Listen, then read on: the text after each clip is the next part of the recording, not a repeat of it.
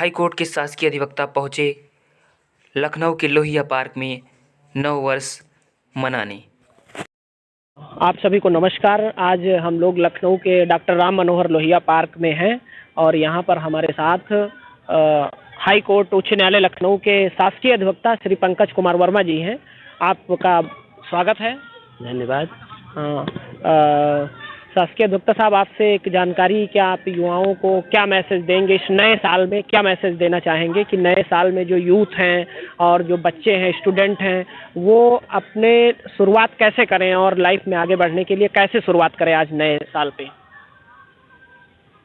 सर्वप्रथम तो मैं देशवासियों को नव वर्ष 2023 की हार्दिक शुभकामनाएं देता हूं तथा युवाओं को, जैसा आपने बताया, युवाओं को अपनी शिक्षा पर विशेष ध्यान देना चाहिए जिससे वो अपना करियर बना सके। जब एक युवा शिक्षित होता है और वो अपने करियर को बनाता है, चाहे वो प्रोफेसर बने, डॉक्टर बने, जज बने, वकील बने या साइंटिस्ट बने, तो वो देश की सेवा कर पाता है और समाज को वो कुछ सीख दे पाता है, समाज के प्रति अपना कुछ कर्तव्य निभा पाता है। इसलिए मैं युवाओं को इतना ही कहूँगा कि वो अपने अध्ययन कार्य को अच्छे से करें और पढ़ाई में विशेष मन लगाएं और अपनी कमियों को दूर करें और बहानेबाजी से बचें। ज़्यादातर हमने देखा है कि युवा आज का जो होता है वो कामचोर टाइप का हो गया है। उसे अगर कोई काम दिया जाता तो वो टाल देता है, उसे लगता है कि इसको टाल दीजिए, बहानेबाजी करिए। कम नंबर आने पर वो टीचर के ऊपर आरोप लगाता है कि टीचर्स ने अच्छे से चेक नहीं किया।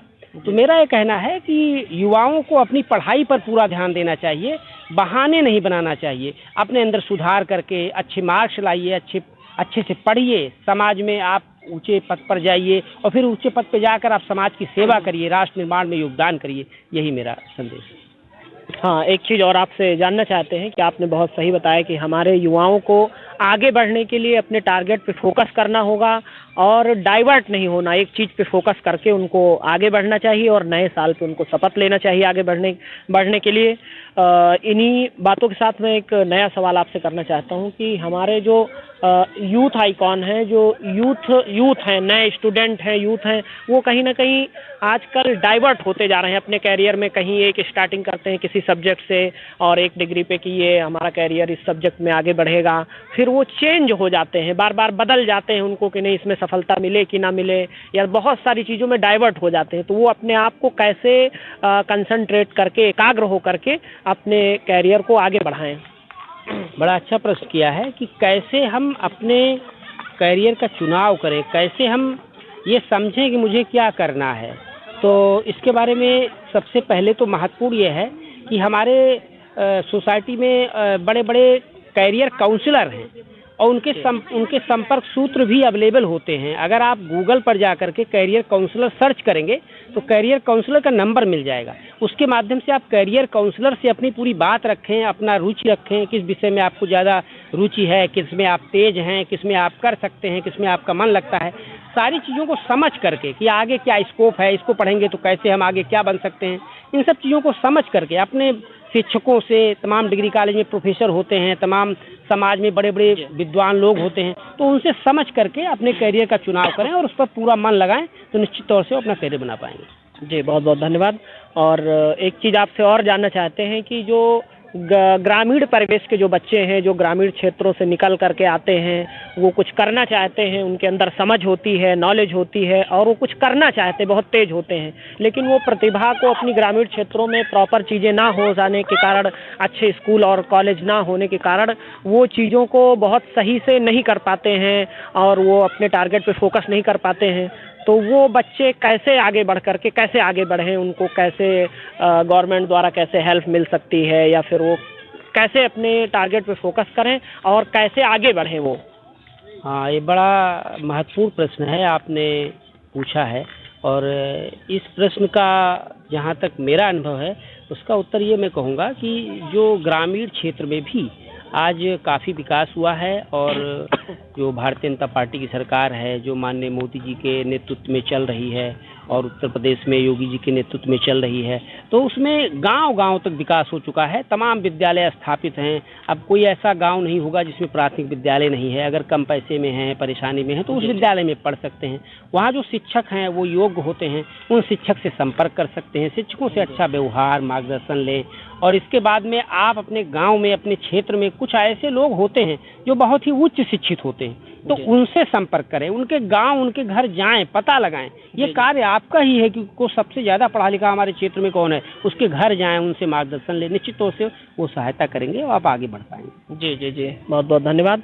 और पेशेंस आजकल के जो नई यूथ पीढ़ी है वो या बच्चे हैं वो पेशेंस नहीं रख पाते, स्टार्टिंग करते हैं फिर असफल हो जाते हैं चीज़ों में, चीज़ों को समझ नहीं पाते हैं सही तरीके से, वो डाइवर्ट होने लगते हैं। तो उनको पेशेंस कैसे रखना होगा और पेशेंस कैसे रखना होगा कि वो आगे बढ़ने के लिए धैर्य रखें और अचीव करें चीज़ों को, तो धैर्य कैसे रखें, वो धैर्य रख करके कैसे अपने कैरियर को बनाएं आगे, इस पे थोड़ा सा। हाँ, ये बड़ा महत्वपूर्ण प्रश्न है। आप बहुत ही अच्छे प्रश्न पूछ रहे हैं, इसके लिए आपको ये धन्यवाद। जैसा कि धैर्य का प्रश्न है, तो मुझे याद आता है कि धैर्य आप तब रख पाएंगे जब आप अपने कैरियर को अच्छे से सोचेंगे कि हमें ये बनना है, इसको बन करके हमें अपने माता पिता का नाम करना है, इसको बन करके हमें अपने परिवार की दैनिक स्थिति को, अपनी जो आर्थिक स्थिति उसको सुधारना है, ताकि माता पिता ने जो मुझे जन्म दिया, मेरा पालन पोषण किया है मजदूरी मेहनत करके या जो भी संघर्ष करके, वो आपको फीस भर रहे हैं। तो इसके बाद जब आप आगे कुछ बनेंगे, बढ़ेंगे, तो अपने माता पिता को सुविधाएं देंगे, अपने परिवार को देंगे, समाज को देंगे, नाम करेंगे। तो इन सब बातों को ध्यान में रखना चाहिए कि हमारे माता पिता कितना मेहनत करके हमको फीस देते हैं। तो इस बात को अगर ध्यान में रखेंगे तो आप अच्छे से पढ़ेंगे, अपना करियर बनाएंगे, फिर समाज को, माता पिता को, सबको आप कार्य देंगे। ये सब सोचते हुए अगर आप काम कर रहे हैं कि मुझे कैसे मेहनत करके लोग भेज रहे हैं, किराए का पैसा दे रहे हैं, शहर में भेजा है, तो इसको सब सोचेंगे और सोच करके आप काम करेंगे तो निश्चित तौर से आप धैर्य रख पाए। जी जी, अंतिम सवाल एक और आपसे है कि आपने भी उच्च न्यायालय में कई पद आपने धारित किए, 2-3 डिपार्टमेंट में आप गवर्नमेंट एडवोकेट हैं और आपने भी ग्रामीण क्षेत्र बहराइच जैसे पिछड़े डिस्ट्रिक्ट से आकर के और आज आपने सरकारी वकील के रूप में माननीय उच्च न्यायालय में अपनी सेवाएं दे रहे हैं कई डिपार्टमेंट के रूप में। तो आपने ये कैसे आप इतना आगे बढ़े और वहाँ से आकर के प्रेरणा आपको कहाँ से मिली? और मेरी जानकारी में मैंने सुना है कि आप भी बहुत सारी प्रतियोगिताएं कराते हैं, तो समाज के लिए तो ये कौन कौन से क्या क्या आपने काम किए हैं, समाज के लिए क्या क्या काम कर रहे हैं जिससे हमारे यूथ आगे बढ़ सकें, सीख करके आगे बढ़ें, तो क्या क्या कार्य वर्तमान में आप कर रहे हैं समाज हित के लिए जानना चाहते हैं? बहुत बहुत धन्यवाद। हमारे महत्वपूर्ण प्रश्न को आपने पूछा और बहुत अच्छा लग रहा है कि आज आप मेरा इंटरव्यू ले रहे हैं और मैं जो है जनता को ये बताना चाहता हूँ और सम्मानित नागरिकों को बताना चाहता हूँ कि आज हमारे साथ जो इंटरव्यू लेने वाले हैं वो श्री दिलीप कुमार जी हैं, जो अधिवक्ता उच्च न्यायालय हैं और इन्होंने भी समाज में अच्छा काम किया है, एक एनजीओ बनाया है जिसके प्रदेश अध्यक्ष हैं और आपने काफ़ी संघर्ष करके आपने सफलता अर्जित की है। उच्च न्यायालय में आप अच्छा अपना काम कर रहे हैं और आगे बढ़ने का पूरा प्रयास है और आप बढ़ भी रहे हैं, अच्छे मुकदमे करते हैं। तो बहुत बहुत आपको धन्यवाद। और इस प्रश्न को जहाँ तक आपने पूछा है कि थोड़ा आपसे कहूँगा कि प्रश्न आप रिपीट करें।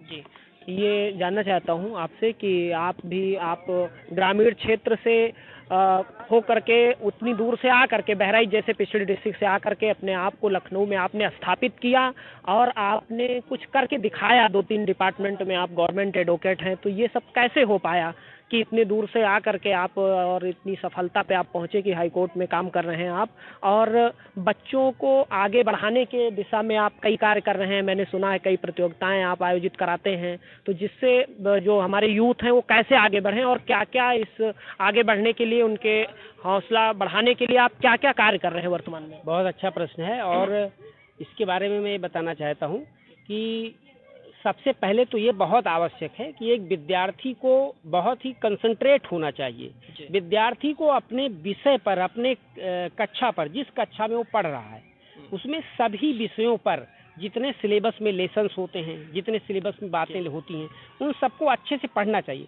जब आप किसी विषय में अपने विषय पर अच्छे से पढ़ते हैं तो उस विषय में ही सारी चीज़ समाहित होती है कि क्या पढ़ें। उसमें देखिए मुंशी प्रेमचंद को पढ़ाया जाता है, उसमें डॉक्टर अंबेडकर साहब को पढ़ाया जाता है, उसमें महात्मा बुद्ध जी को पढ़ाया जाता है, उसमें राष्ट्रपिता महात्मा गांधी को पढ़ाया जाता है, उसमें उनके द्वारा दी गई शिक्षा को बताया जाता है। तो उससे एक प्रेरणा मिल जाती है। अगर आप अपने विषय को, अपने क्लास को अच्छे से पढ़ते हैं तो आपको वहीं से विषय से अब प्रेरणा मिल जाती है कि कैसे हम आगे बढ़ें। फिर इसके बाद हमारे साथ जो हुआ, मुख्य रूप से हमारे बाबा जी स्वर्गीय असरफिल्ला वर्मा जी वरिष्ठ अधिवक्ता रहे हैं, और उनको पढ़ाने में मेरे बाबा जी स्वर्गीय भगवती प्रसाद वर्मा का बड़ा योगदान रहा है। वो कम पढ़े लिखे थे, लेकिन उन्होंने अपने दो भाइयों को बड़ी अच्छे से पढ़ाया, जिसका नतीजा हुआ कि मेरे मंझले बाबा जी वरिष्ठ अधिवक्ता हुए, छोटे बाबा जी राजस्व निरीक्षक हुए, और उनके संघर्ष से वो आगे बढ़े।